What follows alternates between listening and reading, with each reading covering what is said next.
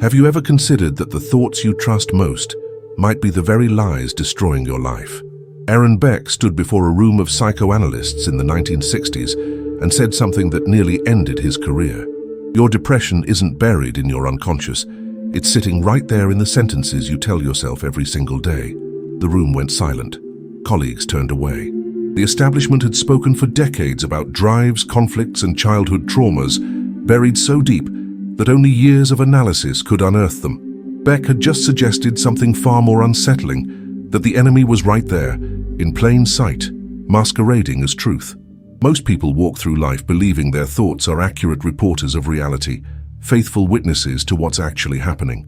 We think our minds simply observe and record, that when we think I'm worthless or nothing ever works out for me, we're merely acknowledging facts. This belief feels so natural, so self-evident, that questioning it seems absurd. After all, these are our thoughts. Surely we can trust them. But here's what Beck discovered in his clinical work, something so profound it would revolutionize psychology. Your thoughts are not facts. They are interpretations, constructions, stories your mind tells based on patterns formed years ago, and these stories can be systematically wrong. And when you learn to challenge them, when you develop the capacity to look at a thought and ask, is this actually true, as everything changes? Not metaphorically, not gradually, everything.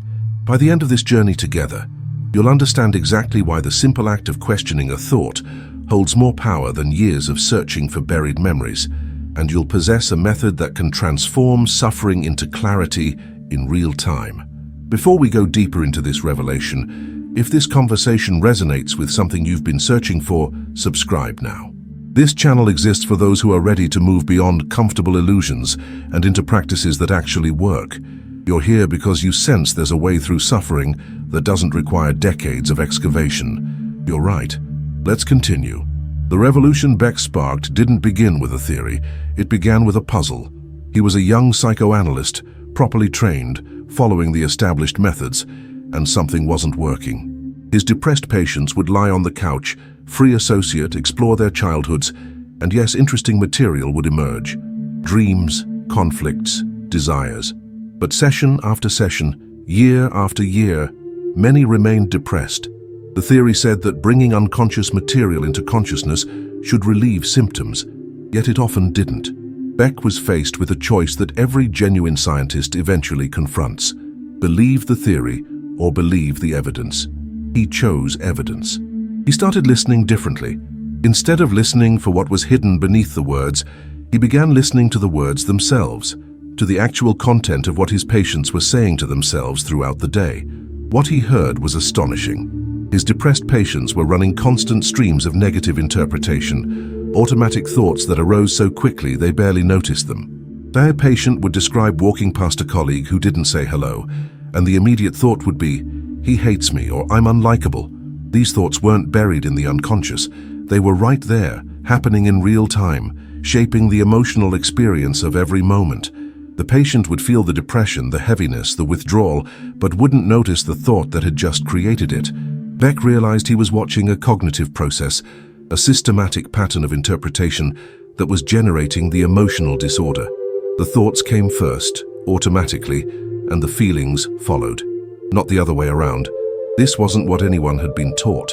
This wasn't what decades of theory predicted, but it was what was actually happening. He began teaching patients to notice these thoughts, to catch them as they occurred. Simple instruction. When you feel your mood shift, pause and ask yourself, what just went through my mind?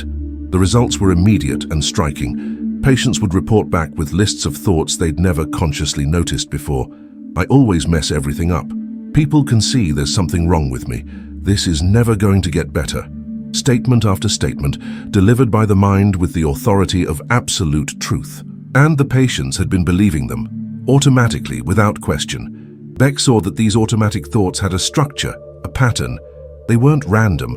They were systematic distortions of reality, and he began categorizing them. All or nothing thinking, seeing everything in black and white categories.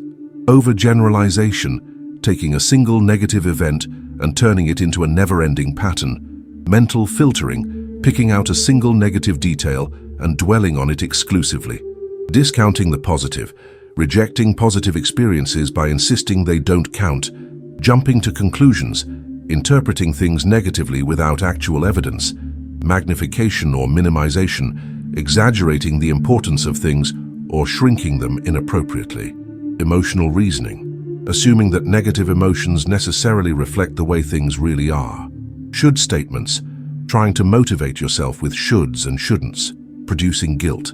Labeling, attaching a negative label to yourself instead of describing the error. Personalization, seeing yourself as the cause of some negative external event for which you weren't responsible. These weren't character flaws. They were thinking errors, cognitive distortions that could be identified, examined, and corrected. Beck had discovered something that seemed too simple to be revolutionary, yet it was. You could teach people to think about their thinking. You could teach them to evaluate their thoughts for accuracy. You could teach them to challenge automatic interpretations and consider alternative explanations. And when you did this, systematically and repeatedly, something extraordinary happened. The depression lifted. Not because some buried conflict had been resolved, but because the person had learned to stop believing distorted thoughts, to stop taking the mind's negative stories as truth. The mechanism of change wasn't in the past, but in the present moment, in the space between a thought arising and the person believing it. The implications were staggering. If Beck was right, it meant that much of human suffering wasn't caused by events themselves or by buried traumas, but by the way we interpret events, by the stories we tell ourselves about what's happening. Two people could experience the same event and have completely different emotional responses, not because they had different childhoods or different unconscious conflicts, but because they were thinking different thoughts about the event. The depressed person interprets ambiguous situations negatively, sees rejection where none exists, predicts failure before trying, and remembers the negative while forgetting the positive. This isn't a moral failing, it's a thinking pattern, and thinking patterns can be changed. Beck formalized this approach into what he called cognitive therapy, later known as cognitive behavioral therapy, when combined with behavioral techniques. The method was straightforward. Identify the automatic negative thought, examine the evidence for and against it, consider alternative interpretations, and develop a more balanced perspective. It sounds simple, almost too simple. But simplicity isn't weakness, it's power. The method worked because it addressed the actual mechanism generating the distress. It gave people a tool they could use immediately, in the moment, whenever suffering arose. You don't need to understand why you think this way. You don't need to trace it back to your third birthday. You just need to ask, is this thought true? What's the evidence? Is there another way to see this? Consider what happens when you actually do this. You're sitting alone on Friday night and the thought arises, nobody wants to be with me. The old way would be to feel that thought as a fact, to sink into the depression it creates, perhaps to analyze why you're so unlovable, to trace it back to early experiences of rejection. The cognitive approach does something different. It pauses. It asks, is that thought true? What's the actual evidence? Well, you didn't invite anyone to do anything tonight. You've been working hard this week and chose to stay in. 3 days ago, a friend texted asking about next weekend. Last month, you had dinner with your sister. So what's the actual evidence that nobody wants to be with you? The evidence doesn't support the thought. The thought is an overgeneralization based on the single data point that you're alone right now, which you chose. When you see this clearly, the thought loses its power. The depression that was building simply dissipates. You haven't changed anything about your childhood or resolved any deep conflict. You've simply stopped believing a lie your mind was telling you. This is the revolution. Not that thoughts are important. Everyone knew thoughts were important. But that thoughts can be systematically wrong, that the mind generates distortions we mistake for truth, and that we can learn to identify and correct these distortions in real time. Beck proved this not just clinically, but scientifically. He developed assessment tools, structured protocols, and most importantly, he tested the approach in controlled trials. Cognitive therapy worked. It worked as well as medication for depression. It worked better than psychoanalysis. It worked faster. And perhaps most remarkably, it had lower relapse rates because patients learned a skill they could continue using after therapy ended. They had learned how to challenge their thoughts, and that capability stayed with them. The medical establishment resisted at first, as establishments do. Beck's early papers were rejected. His ideas were dismissed as superficial, as merely treating symptoms while ignoring underlying causes. But the evidence kept mounting. Study after study showed that changing thoughts changed emotions, changed behavior, changed lives. The criticism that cognitive therapy was superficial revealed a fundamental misunderstanding. It wasn't superficial, it was precise. It targeted the actual mechanism generating the suffering. Depth isn't measured by how far back you go, but by how accurately you identify the causal process. Beck had identified it. Automatic negative thoughts, systematic cognitive distortions, and the treatment followed logically from the diagnosis. Now let's go deeper into what this means for you, right now, today. You have thoughts running through your mind constantly, an inner monologue that narrates your experience, interprets events, predicts outcomes, and judges yourself and others. Most of these thoughts feel true because they're automatic, because they've been running the same patterns for years, because the mind presents them with the authority of fact. But when Beck teaches us to challenge thoughts, he's teaching us something more profound than a therapeutic technique. He's teaching us epistemology, a way of knowing what's actually true versus what merely feels true. He's teaching us that the feeling of certainty is not the same as accuracy, that the mind's confident proclamations can be examined and tested against evidence. When you challenge a thought, you're not being positive or optimistic. You're being accurate. You're being scientific. You're treating your thoughts as hypotheses to be tested rather than truths to be believed. This is crucial to understand because people sometimes misinterpret cognitive therapy as positive thinking or self-deception. It's not. If the thought is accurate, if the evidence genuinely supports it, then you acknowledge that. The practice isn't about replacing negative thoughts with positive ones. It's about replacing inaccurate thoughts with accurate ones. Sometimes reality is difficult. Sometimes situations are genuinely problematic, and cognitive therapy doesn't ask you to pretend otherwise. What it asks is that you see reality as it is, not filtered through systematic distortions that make everything worse than it actually is. The cognitive distortions Beck identified aren't occasional errors. They're the default mode for many people, particularly those with depression and anxiety. The mind has evolved to prioritize threat detection, to notice what's wrong, to predict danger. This was useful for survival in ancestral environments where missing a threat could be fatal. But in the modern world, this negativity bias creates enormous suffering. We catastrophize, imagining the worst possible outcome and treating it as inevitable. We personalize, assuming we're the cause of problems that have nothing to do with us. We engage in black and white thinking, unable to see the nuance and complexity of most situations. These patterns run automatically, beneath conscious awareness, shaping our emotional lives without our permission. But here's the stunning thing. The moment you become aware of a cognitive distortion, the moment you can name it and see it clearly, it begins to lose its power. You're having a conversation with your partner, they seem distant, and your mind immediately jumps to "they're going to leave me." That's catastrophizing and jumping to conclusions. When you can identify it as such, when you can say to yourself, "My mind is catastrophizing right now, what's the actual evidence?" where you create space. In that space you can consider alternatives. Maybe they're tired. Maybe they're worried about work. Maybe they're processing something that has nothing to do with you. You don't know, and not knowing is more accurate than the catastrophic certainty your mind was offering. In that space between the automatic thought and your response to it, freedom exists. Beck discovered that this space can be expanded through practice. The more you challenge distorted thoughts, the more quickly you catch them, the less power they have, and eventually, the less frequently they arise. The brain is plastic, changeable, and when you repeatedly practice accurate thinking, you're literally rewiring neural pathways. The automatic negative thoughts don't disappear completely. They're old patterns, deeply grooved, but they arise less frequently with less intensity, and you recognize them immediately for what they are: old stories, not current truth. This is why cognitive therapy has such good long-term outcomes. You're not just feeling better temporarily. You're learning a skill, developing a capacity that becomes part of how you process experience. Let's examine what happens in a moment of challenge, the actual practice of questioning a thought. Say you make a mistake at work and the immediate thought is, "I'm incompetent." This thought arrives with force, with the weight of seeming truth.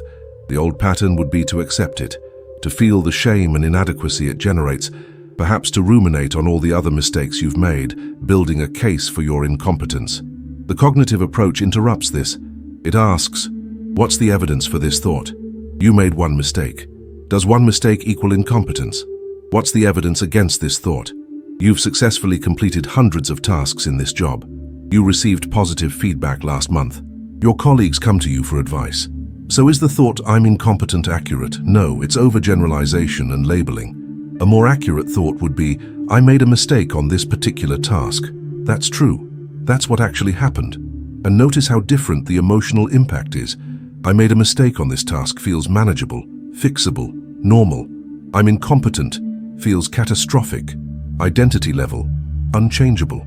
Same event, radically different interpretation, radically different emotional consequence. This is what Beck means when he says that challenging your thoughts changes everything. The event didn't change, you still made the mistake. But the meaning of the event, the story you tell about it, the conclusion you draw from it, that changed. And meaning is what creates emotion. Not the event itself, but what you think about the event. This principle, which Beck formalized but which echoes through wisdom traditions across centuries, is the key to emotional freedom. The Stoics knew it. We're disturbed not by things, but by our judgments about things. Beck gave us a practical method for working with this truth, a systematic approach anyone can learn and apply. The applications extend far beyond depression. Beck and his colleagues discovered that anxiety operates through the same cognitive mechanisms: catastrophic predictions, overestimation of danger, underestimation of coping resources. The anxious person thinks, this plane will crash, or I'll fail this test, or they'll reject me, with a certainty that feels like fact. These predictions feel true because anxiety is present, but anxiety is present because of the predictions. It's circular. Challenging these predictions breaks the cycle. What's the actual probability this plane will crash? Infinitesimal. What evidence is there that you'll fail? You've prepared, you've passed previous tests. What evidence is there that they'll reject you? None yet.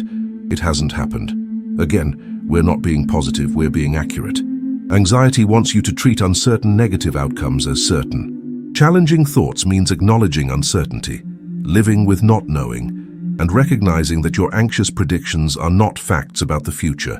Anger, too, operates through cognitive distortions. The angry person is often engaging in mind reading. They did that on purpose to hurt me, demanding they should have known better, and catastrophizing, this is unbearable. Challenging these thoughts doesn't mean accepting mistreatment or suppressing legitimate anger. It means ensuring your anger is proportional and accurate. Did they actually intend to hurt you? Or are you mind reading? Is it true that they should have known better? Or is that an unrealistic expectation? Is the situation truly unbearable? Or is it difficult but manageable? When anger is based on accurate thoughts, it can be a useful signal that boundaries need to be set. When it's based on distortions, it creates unnecessary suffering for you and damages relationships. The practice of challenging thoughts is not natural at first. The mind resists examining its own pronouncements. Thoughts feel true. They feel like you, and questioning them can feel like questioning yourself. This is why the practice requires patience and repetition. You're developing a new habit of mind, a capacity for metacognition, thinking about thinking. In the beginning, you might only catch thoughts hours after they occurred, during a formal reflection. With practice, you catch them minutes later. Eventually, you catch them as they're happening. And in advanced practice, you catch them before you believe them, in the moment they arise. This is mastery, and mastery changes everything. Beck spent decades refining the method, developing structured tools and worksheets to help people challenge thoughts systematically. The thought record became a central technique. Write down the situation, identify the automatic thought, note the emotion and its intensity, examine the evidence for and against the thought, generate an alternative balanced thought, and notice how the emotion changes. This structure isn't busy work, it's training. You're training your mind to do automatically what at first requires deliberate effort. Professional athletes practice movements thousands of times until they become automatic. This is no different. You're practicing accurate thinking until it becomes your default mode. What makes this approach so powerful is its immediacy and accessibility. You don't need years of training to begin. You don't need to understand complex theories. You need only to ask, what am I thinking right now? Is it true? What's the evidence? This simplicity is what allowed cognitive therapy to spread so rapidly, to be taught in formats ranging from individual therapy to self-help books to digital applications. The method works in all these formats because the method is sound. It addresses the actual mechanism generating emotional distress. But we must be careful not to reduce Beck's contribution to mere technique. Yes, he gave us tools, but more fundamentally, he gave us a vision of human beings as capable of examining and revising their own thought processes, as not trapped by automatic patterns, but able to develop awareness and choice. He demonstrated that we have more agency than we typically recognize, that between stimulus and response, there is a space, and in that space lies our power. Viktor Frankl said it, and Beck showed us how to use it practically.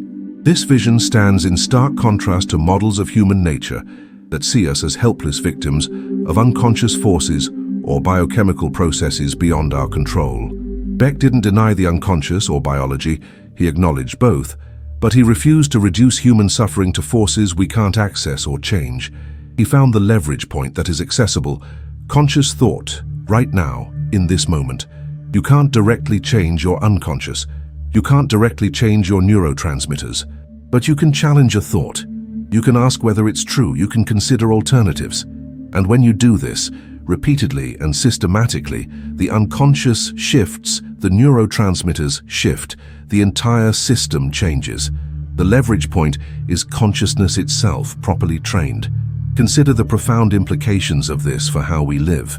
If automatic negative thoughts are the primary mechanism generating much of our suffering, then the quality of our lives depends largely on the quality of our thinking, not the quality of our circumstances, the quality of our thinking about circumstances. Two people with identical circumstances can have radically different emotional lives based on how they interpret their situations. The person who challenges distorted thoughts lives with less anxiety, less depression, more resilience, more peace, not because their life is easier, but because their thinking is more accurate. This is hopeful, but also demanding. It places responsibility on us. We can't blame circumstances entirely. We have to look at how we're thinking about circumstances. This doesn't mean circumstances don't matter. Poverty, trauma, discrimination, loss, these are real, and they cause real suffering. Beck never suggested otherwise, but even within difficult circumstances, the way we think about them affects our capacity to cope, to find meaning, to maintain well-being. The Holocaust survivor who finds meaning in suffering is not having an easier experience than one who despairs, but they're having a different experience, and that difference is created by thought. Challenging thoughts doesn't eliminate real problems, but it eliminates the additional suffering we create through distorted thinking, and that additional suffering is often the larger portion. Beck's work also illuminates why so much self-help fails. Affirmations, positive thinking, gratitude lists, these can be helpful, but only if they're based on truth. If you're telling yourself, "I'm successful," when you've just failed, when all evidence contradicts it, your mind won't believe it. The discrepancy between the affirmation and reality creates more distress. Beck's approach is different. It asks you to acknowledge reality accurately. If you failed, you failed. That's true. But "I failed at this task" is different from "I'm a failure." One is specific and accurate, the other is overgeneralized and distorted. The cognitive approach builds credibility with your own mind by insisting on accuracy. Your mind can trust this process because it's not being asked to believe lies. There's something deeply respectful about Beck's approach, a fundamental respect for truth and for the person's capacity to recognize truth when it's pointed out. He's not manipulating or persuading or indoctrinating. He's teaching people to think clearly, to evaluate evidence, to distinguish fact from interpretation. This is empowering in a way that many therapeutic approaches are not. You're not dependent on the therapist's superior knowledge of your unconscious or on medication to change your brain chemistry.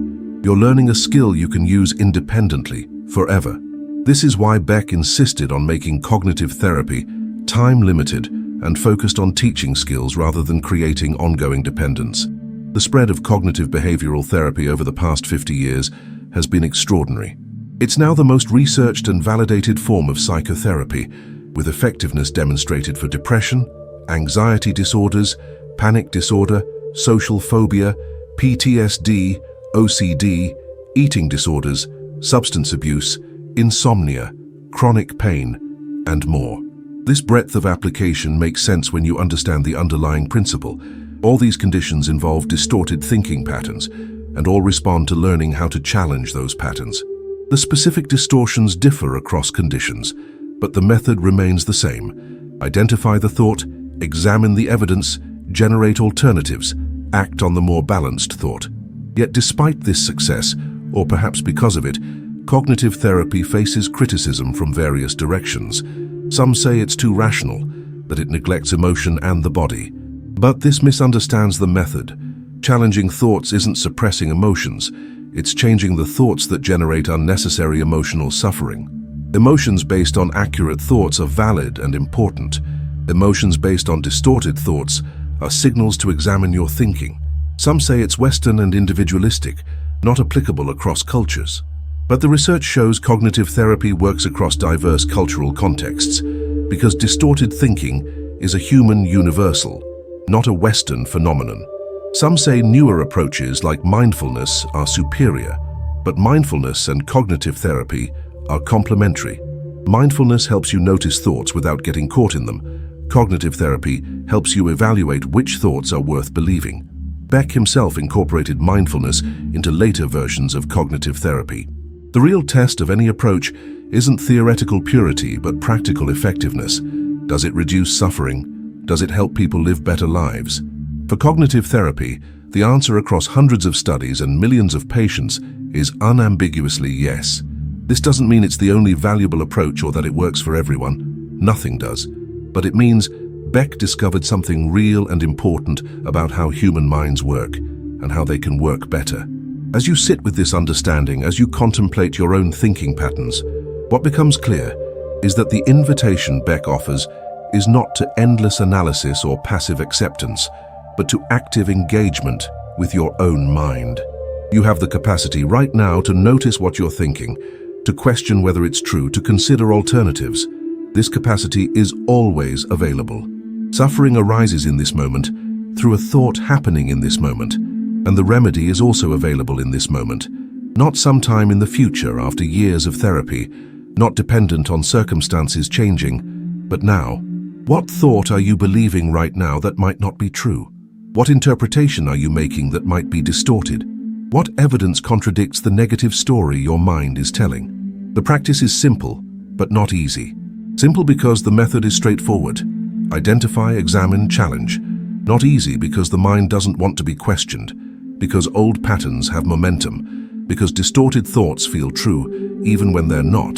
The difficulty is precisely why practice matters, why repeatedly challenging thoughts gradually rewires the brain, why this becomes easier and more automatic over time. You're building a new muscle, and like any muscle, it strengthens with use. Beck's legacy is not just cognitive therapy as a treatment model, but a vision of human possibility, a demonstration that we are not imprisoned by our automatic thoughts, that awareness and reason can transform suffering, that the examined mind is freer than the unexamined one. This is ancient wisdom verified through modern science, practical philosophy that actually works. The Socratic method, the Buddhist emphasis on right view, the Stoic discipline of judgment, all are echoed in Beck's systematic approach to challenging distorted thoughts. When you challenge your thoughts, you are engaging in the most fundamentally human activity, using consciousness to examine and improve itself. You are exercising agency in the domain where agency matters most, not over external circumstances, which are often beyond our control, but over the meaning we make of circumstances, over the stories we tell ourselves about what's happening. This is where freedom lives, in the space between what happens and what we think about what happens. Circumstances trigger thoughts. Thoughts create emotions. Emotions drive behavior. Most people live at the mercy of this chain, unconscious and automatic. Beck showed us how to interrupt the chain at its source, at the thought, and in doing so, to reclaim our emotional lives. Everything changes when you challenge your thoughts, because the lens through which you see reality changes, and reality as you experience it is always filtered through that lens. Clean the lens, clarify the lens, and suddenly you see more accurately. Problems that seemed insurmountable become manageable. Threats that seemed catastrophic become challenges. Inadequacies that seemed permanent become temporary setbacks, not because you're deceiving yourself, but because you're seeing accurately for the first time, no longer distorting reality through the systematic biases of the depressed or anxious mind. This accurate seeing is its own reward, creating a life of less suffering and more freedom, not through changing circumstances, but through changing the thinking that interprets circumstances. As we come to the end of this exploration, what remains is not information but invitation. You now understand the principle. Thoughts are not facts. They can be systematically distorted, and they can be challenged. You understand the method. Identify the automatic thought. Examine the evidence. Consider alternatives. Develop a balanced perspective. You understand the promise. Consistent practice of challenging thoughts reduces suffering, increases resilience, and creates psychological freedom. What remains is the question of whether you'll actually do it, whether this understanding will translate into practice, whether you'll begin catching your thoughts and questioning them. The transformation Beck describes isn't dramatic in any single moment. It's cumulative, built through thousands of small instances of choosing accuracy over distortion, evidence over assumption, reality over story. Each time you catch a distorted thought and challenge it, you're taking one step toward freedom. Each time you replace an inaccurate interpretation with a more balanced one, you're reducing unnecessary suffering. These small steps compound over time into a fundamentally different way of being, a different relationship with your own mind, a life less dominated by automatic negativity and more characterized by clear seeing.